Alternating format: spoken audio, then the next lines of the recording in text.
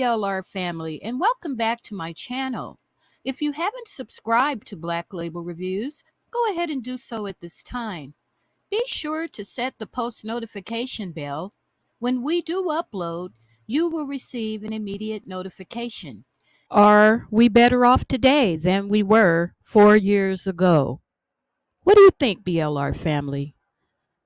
Check out this clip and drop your comments below. Thank you for your love and support. Let's roll the footage. Ronald Reagan used to ask the question, are you better off today than you were 4 years ago? So I'll ask the question, are you better off today than you were 4 years ago? Is the country better off today than it was 4 years ago under President Trump? Well, let's take a look at these dismal numbers, and we're still heading south. Consumer prices, the price that you pay, rose 8.5% in March. 8.5%, that's the highest in 40 years. 8.5%. The Consumer Price Index, which measures a wide-ranging basket of goods and services, jumped 8.5% from a year ago on an unadjusted basis. The data reflect price rises not seen in the U.S. since the stagflation days of the late 70s and the early 80s. March's headline reading, in fact, was the highest since December 1981. Core inflation was the hottest since August 1982. You're feeling this. You know this already. Due to the surge in inflation, worker wages, despite rising 5.6% from a year ago, weren't keeping pace with the cost of living. No. If something goes up 8.5% and your wages go up 5.6%, last time I checked, that's almost a 3% gap. Food rose 1% for the month, 8.8% over the years. Prices for goods such as rice, ground beef, citrus fruits, and fresh vegetables all posted gains of more than 2% in March. Energy prices were up 11% and 32% respectively, as gasoline prices popped 18.3% for the month. Price gains in clothing, services excluding energy and medical care, each which increased 0.6% for the month. Transportation services also rose 2%, bringing its 12-month gain to 7.7%. These are monthly increases. Soaring gas prices are forcing some Uber and Lyft drivers off the road. You can't, when prices for gasoline are going up almost 20% a month. Food prices, more on food prices.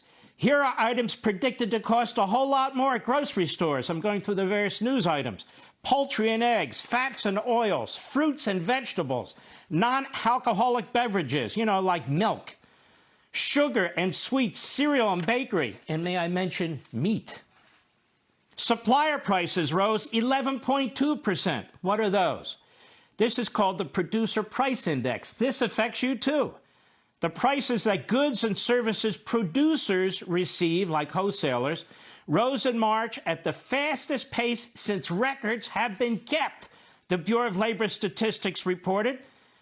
The Producer Price Index, which measures the prices paid by wholesalers, increased 11.2% from a year ago, the most in a data series going back to November 2010. On a monthly basis, the gauge climbed 1.4%, stripping out food, energy, and trade services, although I don't know why you would strip out food and energy. That seems to me to be the biggest. So-called core PPI, or Producer Price Index, rose 0.9% on a monthly basis. That's where you get the 10 or 11% on an annual basis. That's excluding food and energy. Supply chain crisis continues. We never had a supply chain crisis.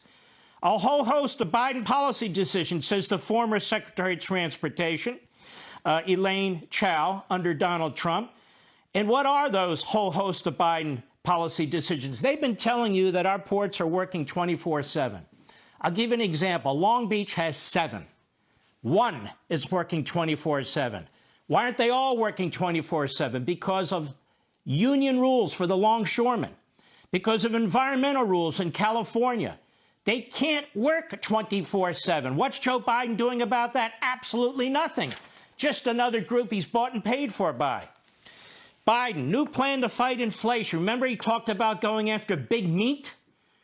And now it's big oil? And of course, all of this has to do with Putin. Everything that's in short supply, everything where inflation is going through the roof, where the currency is being debased by deficit spending, it's on Putin. Look, Putin's a monster. He's committed atrocities of the worst kind. He's a genocidal maniac. But that does not give Biden a pass on what he's doing to our country internally. His policies are destroying the United States of America.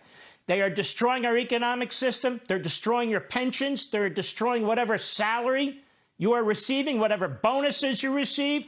They're driving up medical costs. They're creating food shortages. Next thing you know, listen to me, we're going to have brownouts and blackouts and gas shortages. What are we going to do? Like we did in the 70s?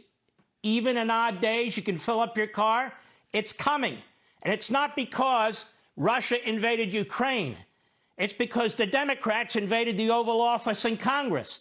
These are their policies at work. Remember what they said. They embraced Bernie Sanders, who you don't hear from anymore. Gee, I wonder why.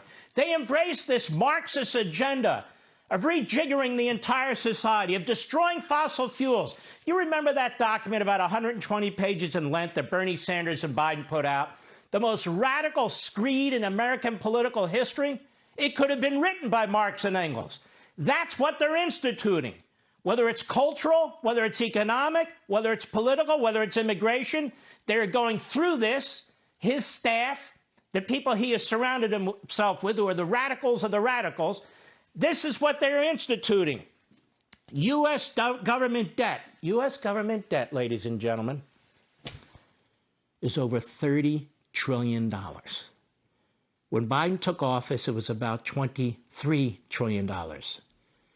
$30 trillion. It's unimaginable. That percentage of the GDP we haven't seen since the height of World War II, and we are surpassing it in peacetime, relative peacetime.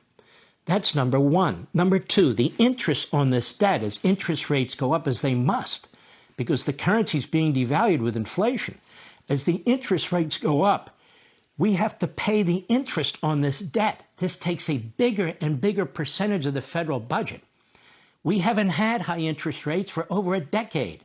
Now they're going to start to kick in. So you folks are going to see high inflation. You're going to start to see shortages. You're going to see costs going way up, supplies going way down. This is the horror that is created by the left when they abuse the laws of economics. The laws of economics are just as correct as the laws of physics. You can't change them with legislation. You can't change them with borrowing. Mankind has experienced this sort of thing before, whether in Germany or Zimbabwe or Venezuela or wherever you look. You keep printing money and printing money and printing money. You keep creating economic dislocations. You keep creating situations where people don't know where to put their money. They don't know what to invest in. Research and capital, they're not sure where to go, and so forth and so on. You're having a war against fossil fuels. And what happens? You get less fossil fuel. We were energy independent 18 months ago, 15 months ago. Now we're begging Venezuela and Saudi Arabia for oil? No, Putin didn't do that. Joe Biden did that. Chuck Schumer did that. Nancy Pelosi did that. The Democrat Party did that. That's who did that.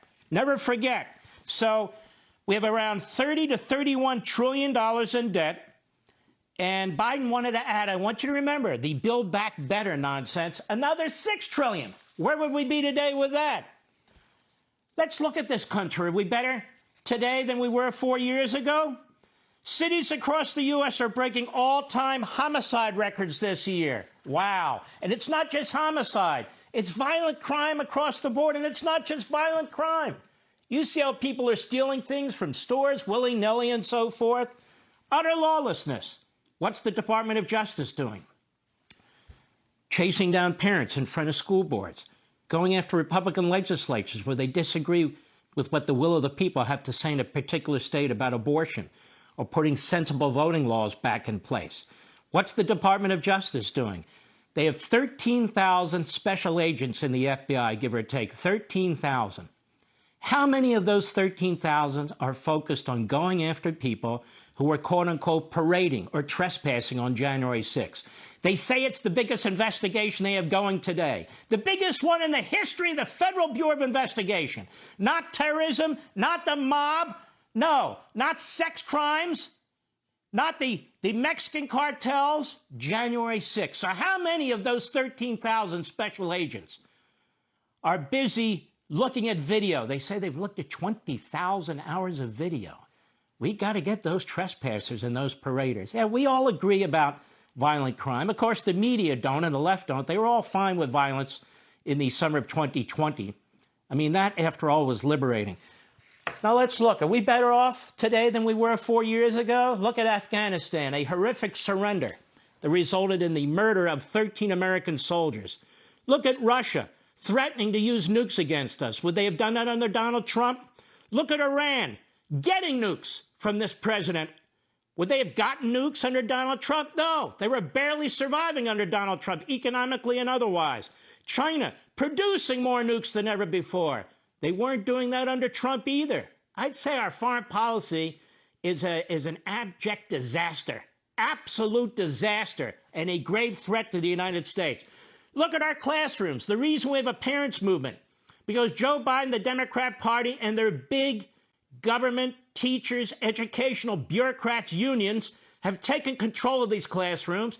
They don't want parents involved in the teaching of their little babies. They're pushing transgenderism and sexualization. They're pushing critical race theory.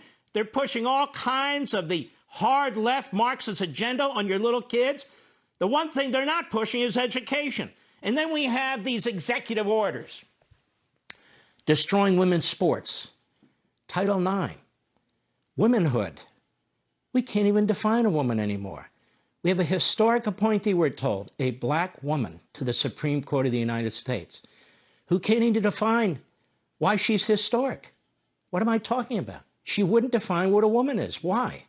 Because she wants to be free to rule in a radical left way when it comes to these ideologies. They are destroying womanhood and women's sports. And then, in my view, we have the most corrupt president in American history, potentially. The former mayor of Moscow's wife invested $3.5 million in the Biden family. China has invested tens of millions of dollars in the Biden family. The former Ukrainian regime invested millions of dollars in the Biden family. We don't know about Joe and Jill Biden's S corporations. They haven't released their tax returns on that. So they invested millions in the Biden family. What do we know about this other than what some of these intrepid reporters have been doing? Not enough. Shouldn't we know if Joe Biden is the Manchurian candidate? Shouldn't we know if he's been bought off and sold out? I think we should. There's more predicates here than you can throw a stone at to have a special counsel investigation. Are we better off today than we were 4 years ago? Hell no. The country's in grave straits. Subscribe to Black Label Reviews.